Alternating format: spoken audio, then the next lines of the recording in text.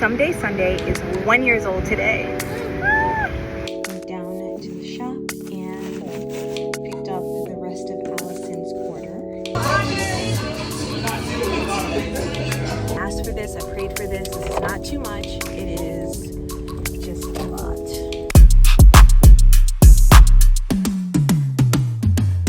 I got invited to do another pop-up. It's gonna be this Saturday at Kinship Cafe. Welcome to a blast from the past. This is about a year ago when I first started doing pop-ups, and this is Kinship Cafe. I really love the cafe because it's a very community-driven vibe, and he was one of the first people to ever invite me to do pop-ups. This was back in the day, okay, only a year ago when I first started. And look at how beautiful the shop is. They have since moved. I will show you that present day because I did pop up with them again recently. But this is how I did my setup for that particular location. I had transformed my larger setup into a small one, and he pulled 2 tables together, and that was it. The coffee was delicious. There's Hurston, my husband's business partner. I'm coming over to say hi and also like give you a little shine. I see that you're very social. Sometimes pop-ups are not exactly about volume and how many sales you can make. Sometimes it's about building relationships and community. And that's exactly what we did here. I got to go into his shop, meet his customers, and we had a really good time. Right. Have you guys ever seen coffee before it's roasted? Right. What the heck? That's crazy. Isn't that crazy? Oh. Okay. You ready for the farm? See the farm update? Yeah, let's do the update.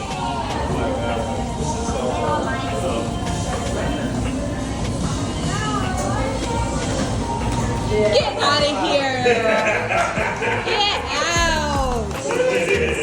No!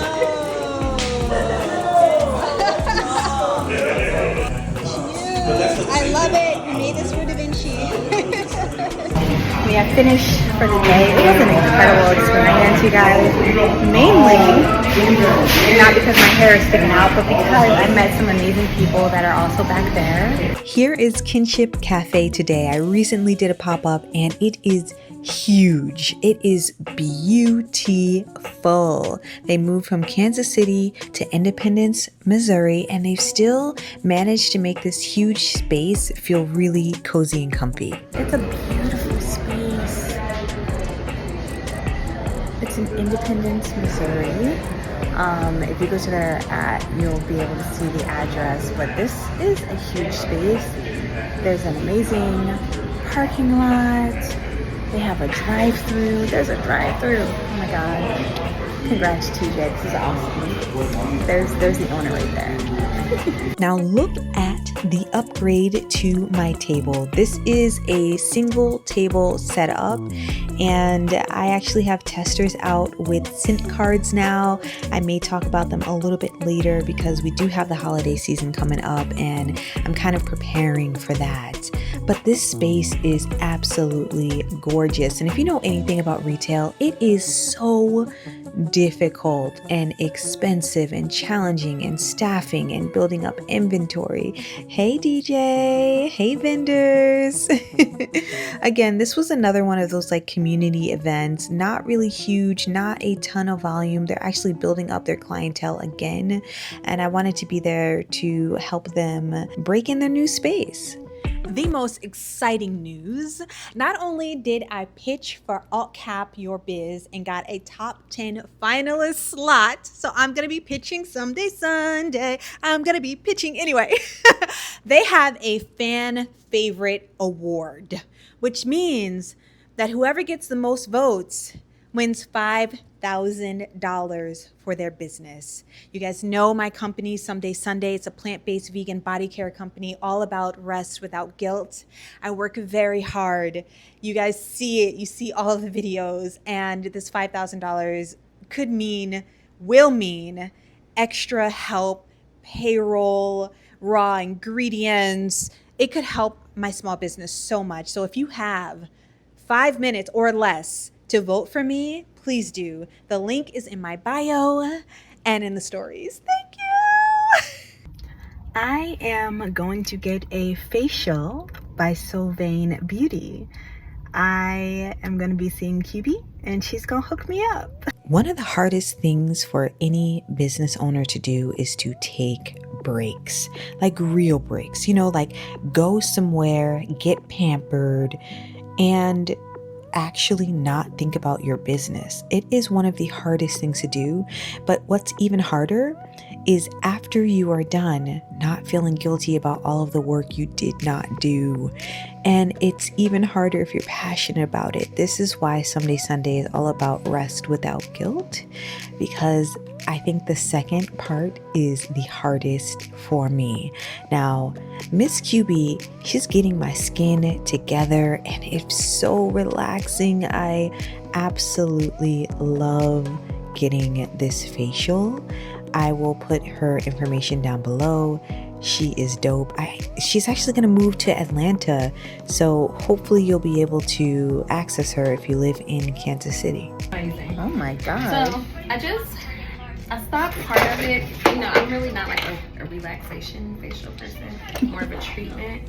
So I did do just the resurfacing peel, and then you did. Girl, oh my god. Well, hold on, I got BDB. Hold on, what's going on here? Let me hold on. Look at this from the seat. I mean, I brushed them. I didn't use any oil. That was very I didn't hold up. I am here with Miss QB, Sylvain Beauty. She has given me an amazing facial. You see the skin. The skin is glowing. The, The skin was already there. listen, It was there already. she took it up like a whole other level. You know what I mean? This looks great. I have to come back. Yes. I'm gonna put her at. Check her out. She knows what she's doing. Like, my skin feels so good. So good. As fate would have it, I was not feeling too hot a few days later. I wasn't feeling my best, but I did push through and made sure that I could prepare. I needed to prepare the products for the upcoming market. I tend to make products every single week because it is just me making every single product. In a year, we sold over 2,000 products, you all. Over 2,000, okay? And I handmade all of them myself. I'm here at Ruby Jean's Juicery. Here from 6 p.m. to 10 p.m. for juice jams. By the grace of God, like 5 people from here helped me out because Jay was running late and I needed to set up this tent. So thank you to the kind people at this event.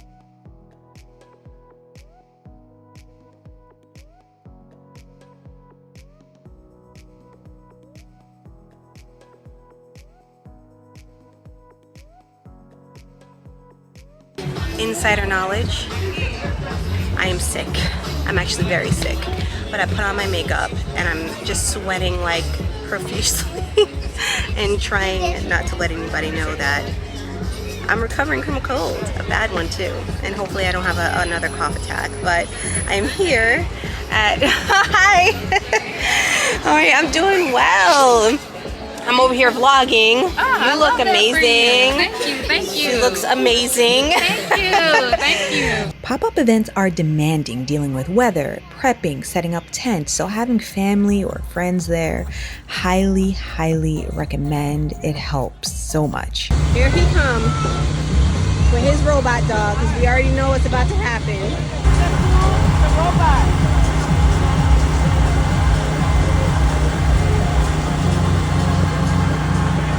It's filming and stuff, so ignore me.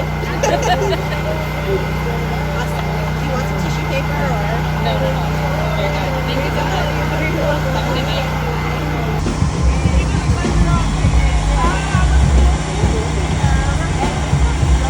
Happy birthday to you.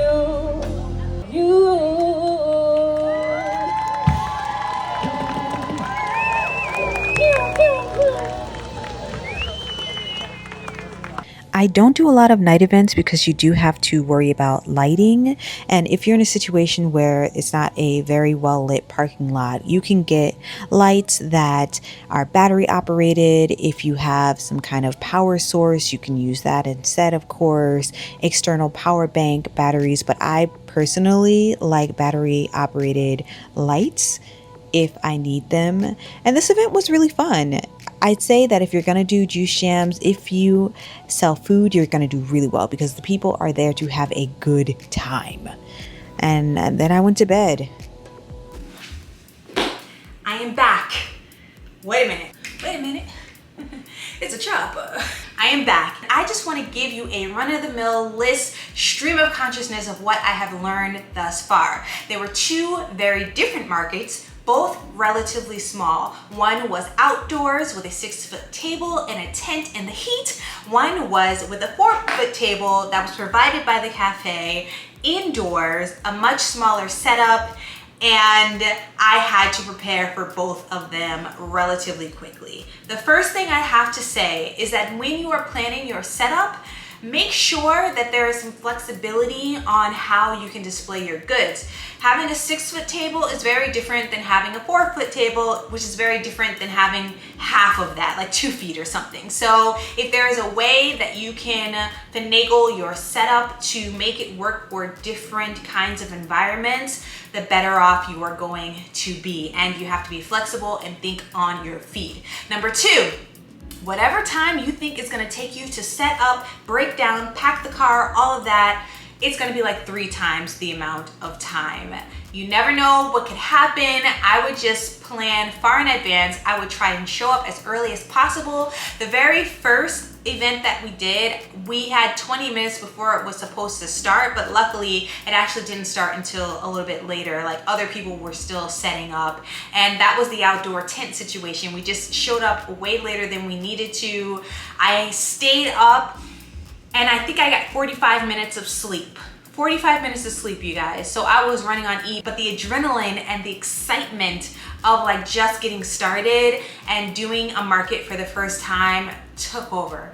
But yes, I was exhausted right afterward. I would say bring snacks. Even if it is an event full of food, bring snacks because you don't know if you're gonna have the flexibility to leave your booth or if you can really trust the people around you to like watch your stuff while you do things. Also, I would say pack wipes, you know, for your lady parts and all of that, because you want to either be able to freshen up or you don't want to be in a situation where there's no toilet paper and you need something. So I like to have like a little case of essentials, backup batteries, scissors, wipes, those sort of things. Make sure that you have them because if you don't need them, someone else will. Someone needed spray deodorant and it was a customer. And she was talking about how she forgot to put deodorant on, and I was like, I got you. And that is one of the ways in which women, we make friends, okay? Anyone, you know? So I would say make sure you have a little backup kit with power. Expect not to have any electricity. Expect to be working off of big power banks. So you need to go to Amazon and get some. I will link whatever I can down below. I think I'm gonna create an Amazon list of like vendor event stuff so that you guys can easily just check it out, because most of my stuff I'd say I've got from Amazon. I will also say that for your setup, it is really helpful if you do or you can facilitate like a separate checkout station, because then it allows people to like, you know, browse and do everything, and then you can still be checking out with another customer. So it helps you multitask if you're by yourself. I would also say that presentation is important. I do not know what number I'm on, but I'm gonna say this, okay? You need to look like and represent your brand. Your branding across the board should be on point. And I'm saying this because the organizer of the very first event came to me afterward and was complimenting me so much on the presentation, not only of my products, but also saying like how I even dress for the brand. And it's something that he noticed. And you know, I have that in my head, but I didn't realize that other people would notice. I wanted to make sure that I showed up and I represented a calm, serene sort of feel, which is why I'm wearing bright colors and stuff. If your brand is bold, bright, bubbly, whatever, you should dress like that. If it's a little bit edgy, you should dress like that, or at least have like a branded t-shirt or something. I think people really do pay attention to presentation, even if they don't cognitively know that that's what they're looking at or like why they like things. Presentation actually is important. I will say that if you are going to like sell at a higher price point than they could get at like a general convenience store, then presentation is 100% going to matter. And also the packaging, the bags, everything, you want it to feel like your brand. Talk to other vendors, get to know your neighbors, be cool with them, because you'll never know what kind of tips and tricks and stuff they'll share with you. Also, I think I just found out about a bunch of new sort of like markets and stuff from other vendors. I've been doing this is my first time, you guys. I was invited kind of like on a whim. People took a chance on me and I'm all of a sudden off to the races. And I could not be happier. I think that, you know, if you're an artist or creative like me and you are afraid to sell, I would say lean on your artistry, lean on what makes your product special. If you are the maker, make sure that they know that. Make sure, like, have a point of difference with your products, I would say. No matter what you do, having a point of difference, a strong point of view, a strong story is something that I think customers really want to hear. They wanted to hear my story. They wanted to hear the ingredients that were in my products. They wanted to know why I got into making skincare. They were impressed when I told them I was an organic skincare formulator. So those are things that I think people will like kind of keep in mind when it comes to purchasing, and it actually does matter. Oh, heat. Bring a fan, bring some ice water, bring a cooler, because even though I was in a coffee shop this particular time, it was hot. Okay, I don't know, it was 90 something degrees outside and I feel like the coffee shop just wasn't cold enough. I was sweating, okay? And I would say also get a wagon or a dolly or something to help you transport things back and forth. Sometimes people will be there to help you, sometimes, most times not, okay? So you wanna be able to be as independent as possible. And last tip is try to gauge how many people you think are gonna be there so that you can kind of think about how much product. Now, for me, I didn't know anything, okay? I had a hunch that Vanilla Embrace was going to be the most popular. And I say that because it's kind of the most commercial scent of the 2 scents that I have. And actually, I would say that Jasmine Lullaby Second and Clean Slate people liked because it didn't have a fragrance and some people are sensitive. So I would say, like, if you can try to have a range of things and even a range of prices, it's only going to expand. But because I'm just starting out, let me tell you guys, I planned on having 4 products. I don't know if you guys remember me saying that a couple times, but 2 products is plenty for me, okay? All of this is happening way faster than I thought. I did not know I was going to have a retail space. I did not know that someone was going to invite me to a vendor event this early. Like, I did not know any of these things. I'd hope that success would come, but I did not know. And because it came so fast, the other products weren't quite where I want them to be, and I'm actually really grateful for that. I also want to say that, like, having less products sometimes is good when they're quality and you can stand behind them and all the things. I think, you know, when people can really only go this or that, they can make decisions faster. So if you're like me and you maybe were feeling like insecure about not having like a whole table full of a million options, don't be. Just make sure what you have counts. And that is what I have to say about that. I'm going to go shower. Yeah. The most exciting news. Not only did I pitch for Alt Cap Your Biz and got a top 10 finalist slot, so I'm gonna be pitching someday, Sunday. I'm gonna be pitching anyway. They have a fan favorite award, which means that whoever gets the most votes wins $5,000. $5,000 for their business. You guys know my company, Someday Sunday. It's a plant-based vegan body care company all about rest without guilt. I work very hard. You guys see it. You see all of the videos, and this $5,000 will mean extra help, payroll, raw ingredients. It could help my small business so much. So if you have 5 minutes or less to vote for me, please do. The link is in my bio and in the stories. Thank you. 2025, 5 startups to watch. Honor award. I am making the 3-ounce option of Vanilla Embrace. And we are at the Just For Her event. But the hair is thriving. I'm just saying. To that girl I say